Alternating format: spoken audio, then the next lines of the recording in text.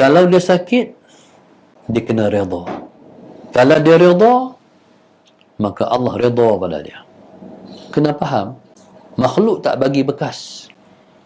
Yang bagi bekas Allah. Maknanya yang beri kesan baik ataupun buruk itu Allah. Cuma tengok. Orang yang ambil 2 dos, Allahumma salli ala Sayyidina Muhammad, ada 2 situasi. Yang pertama, dia tak ada kesan apa. Allahumma salli ala Sayyidina Muhammad.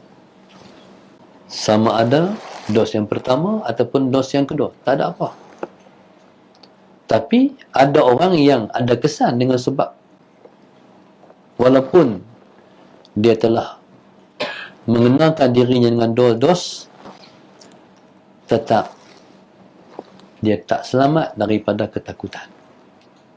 Allahumma salli ala Sayyidina Muhammad. Muslimin dan muslimat yang dirahmati Allah sekalian.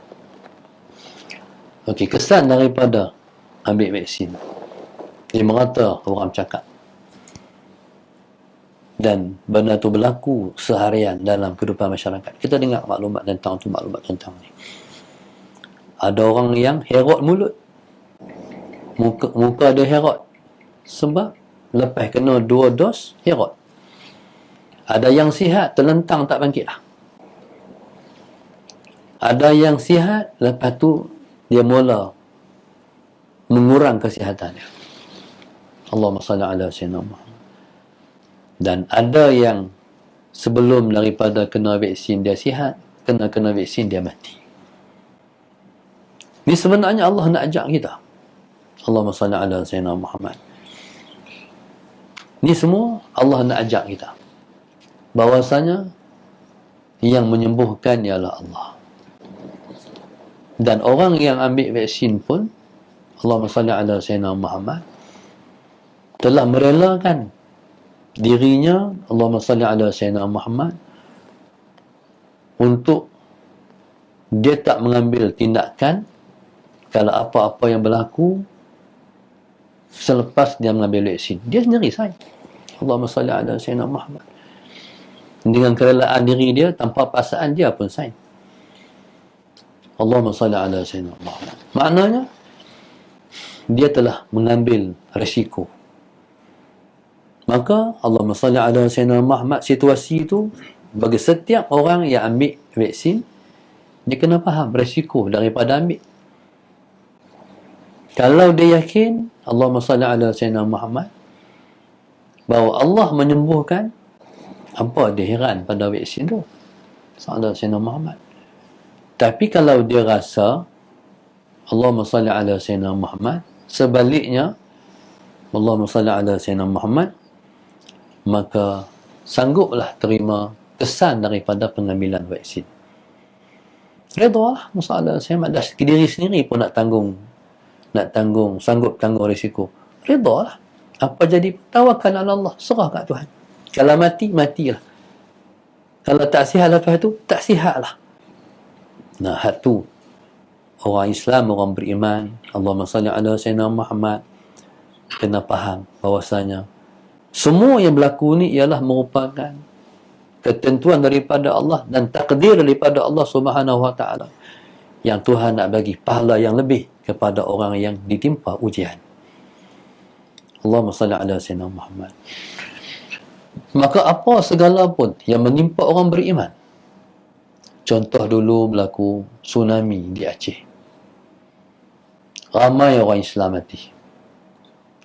Belum pernah berlaku seperti itu kepada negara umat Islam sehingga menyebabkan kematian yang begitu ramai. Allah Subhanahu wa taala menimpakan sesuatu itu ada hikmahnya. Yang pertama, sebab Nabi kita berdoa.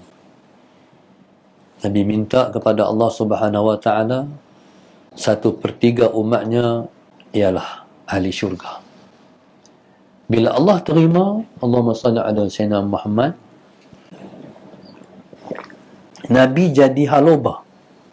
Oh, Tuhan terima 1/3 umatnya masuk syurga. Nabi haloba. Atas sebab itu Nabi minta, ya Allah Tuhanku, jadikanlah separuh penghuni syurga tu umatku. Allahumma salli ala Sayyidina Muhammad. Allah kabul juga. Kemudian Allahumma salli ala Sayyidina Muhammad. Bila Allah kabul, Nabi minta pula. Nabi rasa haluba lagi.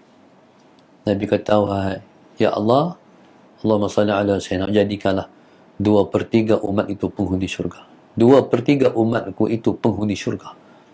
Allah terima. Jadi bila mana Allah terima permintaan Rasulullah, maka berlakulah sebab-sebab yang nak menjadikan ramai umat Muhammad masuk syurga. Allahumma salli ala Sayyidina Muhammad. Bila ratusan ribu mati di Aceh, mati tenggelam. Mati tenggelam tu mati syahid. Tak kurang juga yang mati terbakar, sebab dibakar oleh lava bumi yang keluar, pun mati syahid. Maka ramailah yang akan masuk syurga dengan sebab doa Rasulullah sallallahu alaihi wasallam. Hari ini orang beriman bila kena ujian ni, dia kena sabar. Sama ada dia sakit ataupun mati. Kalau dia sakit, dia kena redha. Allahumma salli ala Sayyidina Muhammad. Kalau dia redha, maka Allah redha pada dia. Allahumma salli ala Sayyidina Muhammad. Tapi kalau dia tak redha dengan takdir Allah, kemurkaan Allah lah yang bakal dia terima.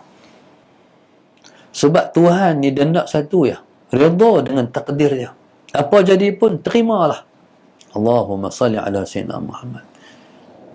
Marilah kita mengajak diri kita untuk kita redha dengan semua takdir-takdir Allah pada kita. Allahumma salli ala Sayyidina Muhammad.